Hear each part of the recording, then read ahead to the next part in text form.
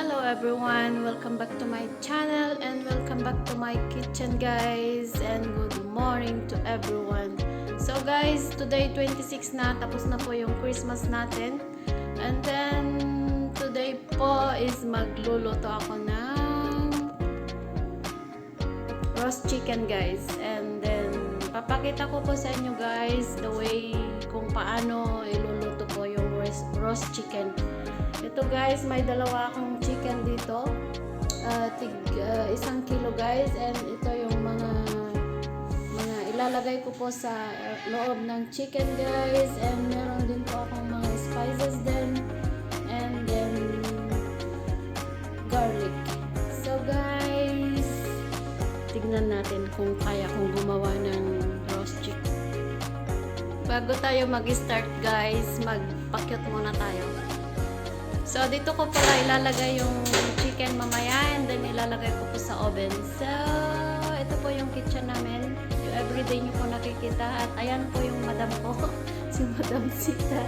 Sita, say hi. Ayan guys, see the time. It's already 9 o'clock in the morning guys. Here in Kuwait. So, mag-start na tayo guys para maluto na at mga 12 or 1 ay may kakain na guys. So, salamat pala guys sa mga sa mga nanonood ng mga videos ko and nagla-likes, and thank you po sa nakaka-appreciate at sumusupport po sa akin. Salamat po. So guys, ito lang po yung mga ilalagay ko sa roast chicken ko.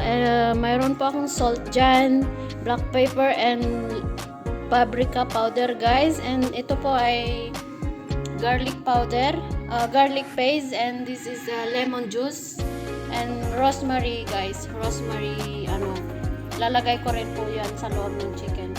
So guys, tulungan nyo po ako na hiwa-hiwain tong mga vegetables na to, and then ito pong mga ito is ilalagay ko po sa ilalim ng chicken. So, simulan na po natin guys ang paghihiwa ng mga vegetables para ma-marinate na rin po natin yung chicken. So guys, ito lang po yung mga ingredients niya. Hindi po siya marami. Hindi po ako maglagay ng maraming spices sa roast chicken ko guys, para masarap. So, let's start guys. Guys, nag-gloves tayo ngayon kasi gusto ko mag-gloves na mag-marinate sa mga ko guys, sa mga iluluto ko today. So, unahin po natin tong onions. Ganyan lang po yung hiwa niya. And then, ito rin po is malalaki lang po. Okay lang po na ganyan. Ayan. And then, ito rin po is ganito lang po yung kalaki guys.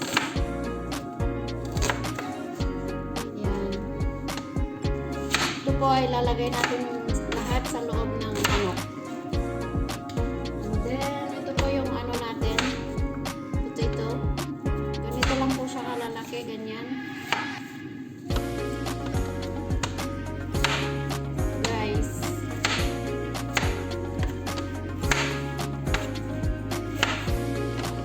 Lalaki lang po yung hiwa ng potato.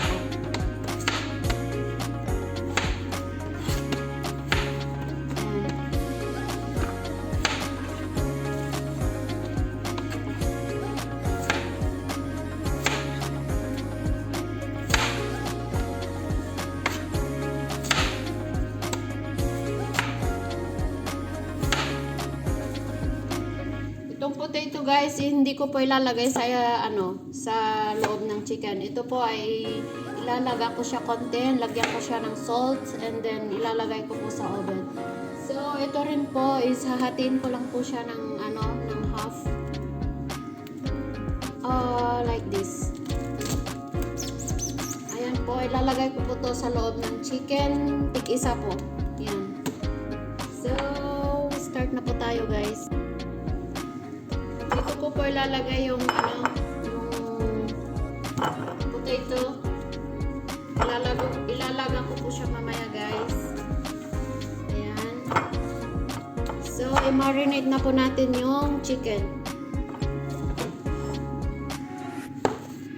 Ito na po yung chicken ko guys.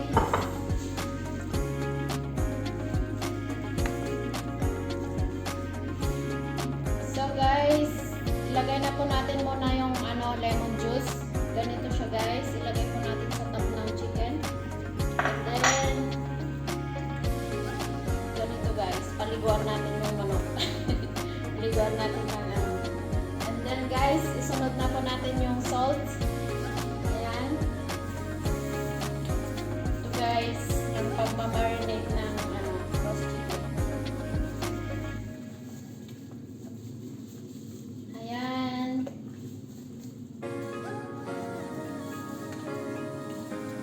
Huwag po natin lagyan ng maraming salt kasi baka maalat siya guys.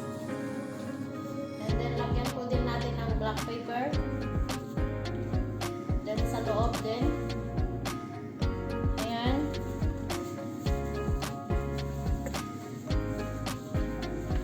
Ayan guys.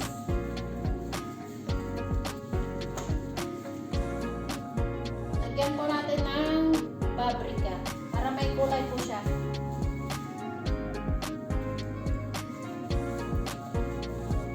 Ayan guys, kulay orange na po siya.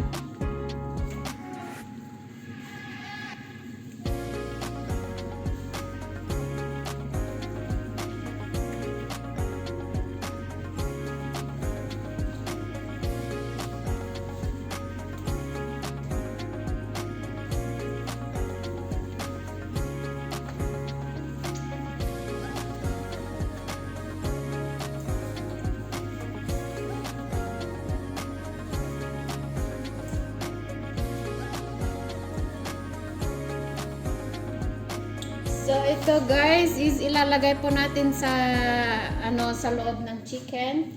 Ganyan. Ayan guys. And then ito rin po yung garlic ilalagay po natin diyan. Ayan. And then lemon. And guys, parang binakasya yung lemon.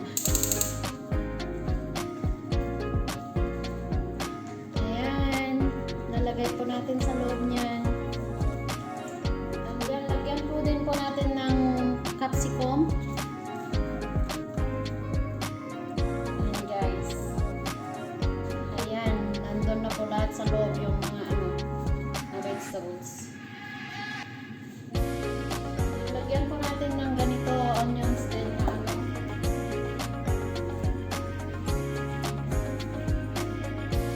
Ito guys.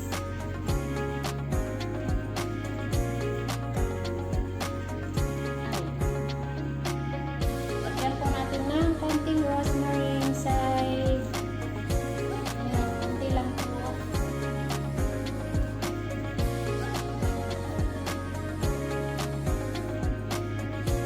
Ayan guys.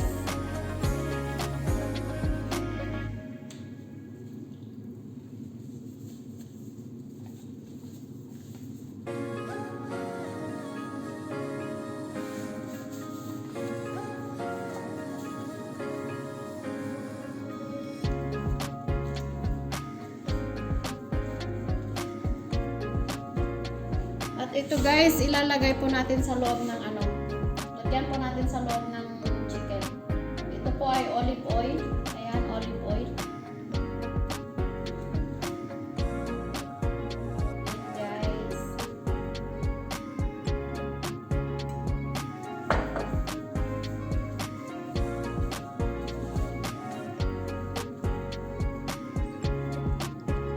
Ito po ilalagay yung chicken. Lalagyan ko po siya ng olive oil guys para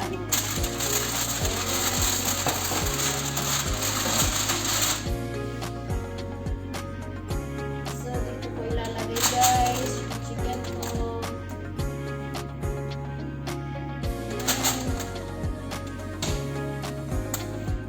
So ito po yung yung tubig niya. So kailangan po natin ilagay dito kasi nandito po yung mga spices niya.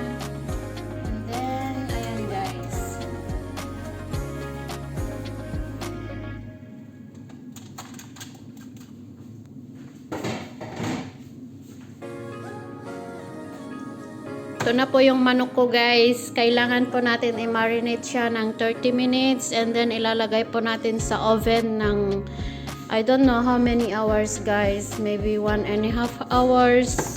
Ilalagay po natin mamaya. Tatakpan po natin ng foil yan guys. And then pag naluto na siya, alisin na po natin yung foil and then kailangan pong maging brown yung taas niya. So guys, update ko po kayo mamaya pag ilagay ko na po siya sa puron. Sa puron means sa oven. So guys, see you later. Guys, ito na po yung chicken ko. Nilagay ko na po siya sa oven. Hayaan lang po natin siyang hanggang sa maluto at papakita ko po sa inyo mamaya guys. So ito naman po yung yung potato ko guys. Kailangan ko po to ilaga to half cook. So, ito po yung paglalagaan ko. Ilalagay ko na po dito, guys. Lagyan ko po siya ng isang Knorr cubes. And then, konti lang po na salt, guys. Ayan.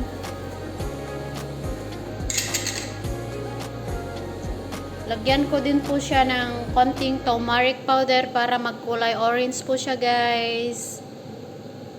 Konti pa. So,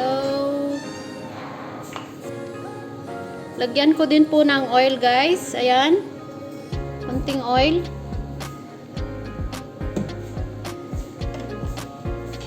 Hayaan lang po natin kumulo guys hanggang sa maging half cook siya and then ilalagay ko po din yan sa oven mamaya guys pag medyo naluto na.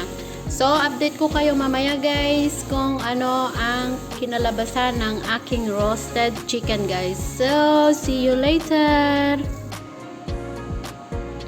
Guys, papakita ko na po kung ano na po yung kinalabasan ng niluto kong roasted chicken guys. So, I think it's look very yummy guys.